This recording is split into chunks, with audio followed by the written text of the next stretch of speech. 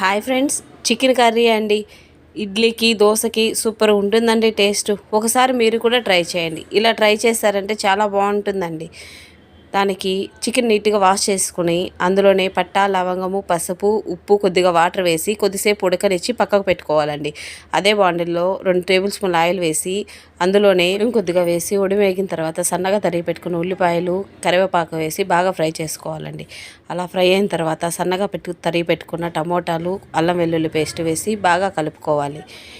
అందులోనే కొత్తిమీర కూడా యాడ్ చేసుకొని తర్వాత మనం ఉడికించి పక్కకు పెట్టుకున్నాం కదండి చికెన్, అది కూడా వేసేసి చికెన్ మసాలా, 2 టేబుల్ స్పూన్ల ధనియాల పొడి, తగినంత కారము వేసి కొద్దిగా వాటర్ వేసుకొని ఇలా మూత పెట్టి కుక్ చేసుకోవాలండి. ఒక 5 మినిట్స్ తర్వాత కొద్దిగా పెరుగు కూడా కలిపి అందులో వేసుకోవాలండి.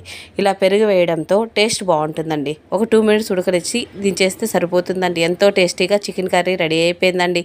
Thank you for watching.